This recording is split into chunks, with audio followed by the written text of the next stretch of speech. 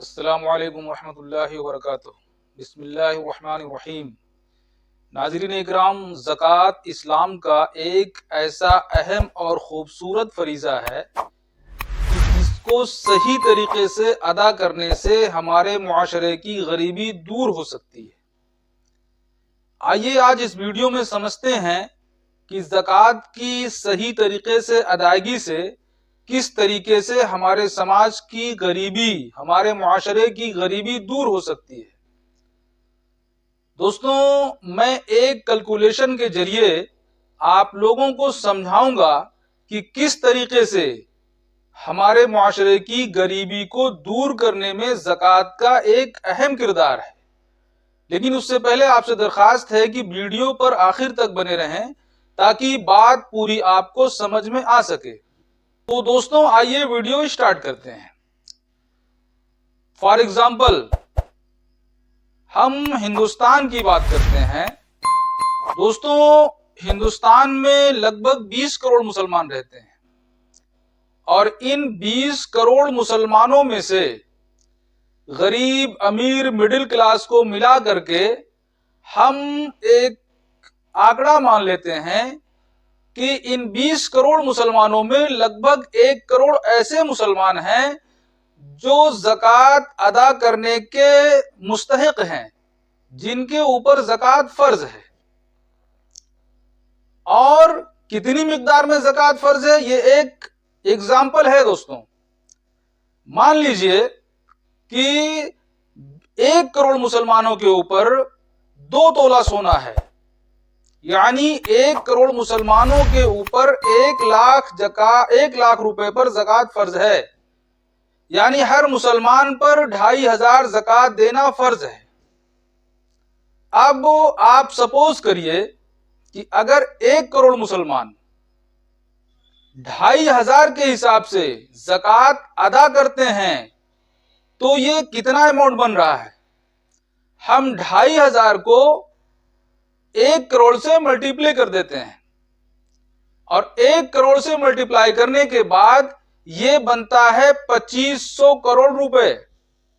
यानी हर साल मुसलमानों को 2500 करोड़ रुपए ज़कात निकालना पड़ेगा।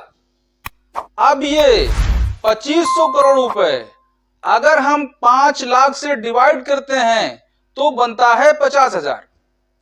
अब आप जरा सोचिए, अगर हम 5 लाख रुपए एक ऐसे गरीब परिवार को दे दें जो आज ज़कात लेने वाला है और उसको कोई बिजनेस करवा दें या उसको पैसा दे करके ये कहें कि आप कोई बिजनेस कर लीजिए और वो कोई बिजनेस कर ले, वही बंदा जो आज ज़कात लेने वाला है कल वो 5 लाख रुपए का बिजनेस स्टार्ट करके अगली मर्तबा ज़कात देने वाला बन सकता है।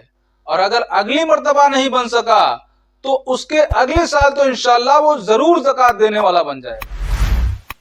फायदा क्या हुआ कि हमारी ज़कात से 50,000 परिवार, 50,000 लोग ज़कात लेने वाले 1 साल के बाद ज़कात देने वाले बन जाएंगे।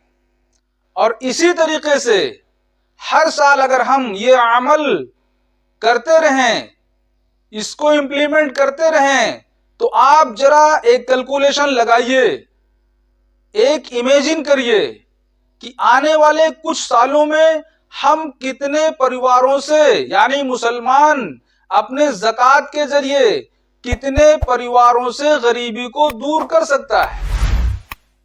और दोस्तों, एक पहलू ये हो गया कि हम किसी को बिजनेस करा दें। दूसरा पहलू इसका जो बनता है, सेकंड साइड क्या है कि हम इसी पैसे को इकट्ठा करके मेडिकल कॉलेज बना दें, इंजीनियरिंग कॉलेज बना दें, लॉ कॉलेज बना दें और अपने मुआशरे के बच्चों की तालीम के लिए एक बेहतरीन इंतजाम कर दें और उन्हें वेल एजुकेटेड करके समाज में ले आए कि वो अपने मुल्क की भी खिदमत करें, अपने परिवार की भी खिदमत करें और वो ज़कात देने वाले बने। आप जरा सोचिए दोस्तों कि ये ज़कात अल्लाह पाक ने जो हमारे ऊपर फर्ज करार दी, कितनी हिकमत है इसमें, कितनी मसलहत है, किस तरीके से ये माशरे को बैलेंस करती है। आज जो गरीब है कल वो अमीर हो सकता है, लेकिन बड़े अफसोस की बात है कि पहली बात तो मैं ये जो आंकड़ा बता रहा हूं ये एक्चुअल आंकड़ा नहीं है दोस्तों, ये सिर्फ मैंने मिसाल बताई है। अगर आप एक्चुअल आंकड़े में जाएंगे तो इससे आपको कहीं ज्यादा ज़कात का पैसा नजर आएगा। वो क्यों नजर आएगा? क्योंकि ज़कात एक ऐसा अमल है जिसको जबरदस्ती किसी से नहीं दिलवाया जा सकता।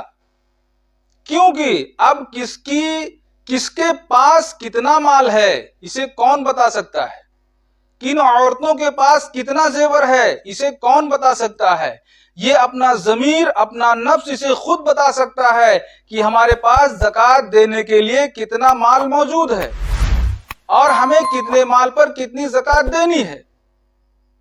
कितने माल पर कितनी ज़कात देनी है ये तो तय है कि आपको 2.5% ज़कात देना है, लेकिन माल कितना है, तिजारत का माल कितना है, सोना चांदी कितना है, नकदी कितना है, इसका अंदाजा कोई दूसरा नहीं लगा सकता। ये जिसके पास है वही बता सकता है और ये अल्लाह का कानून है। अल्लाह की तरफ से ये फर्ज है हम पर कि हम उसको सही सही बता करके ज़कात को अदा करें।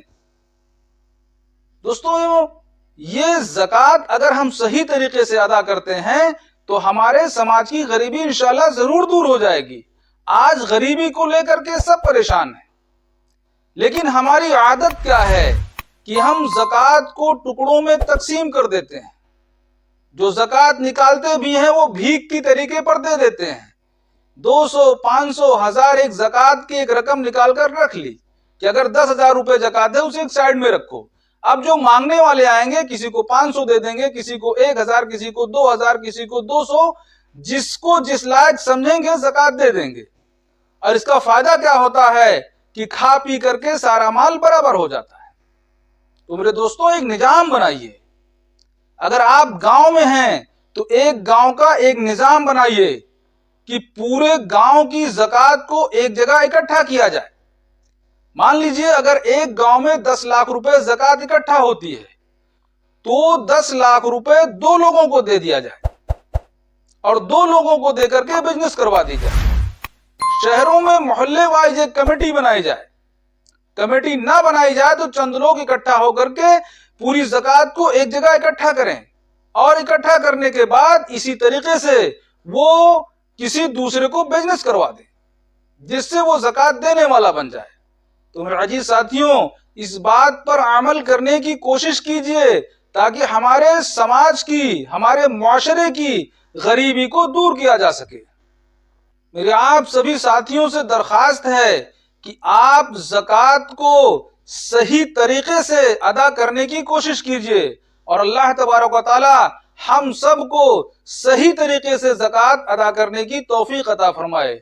अस्सलामु अलैकुम व रहमतुल्लाहि व बरकातुहू।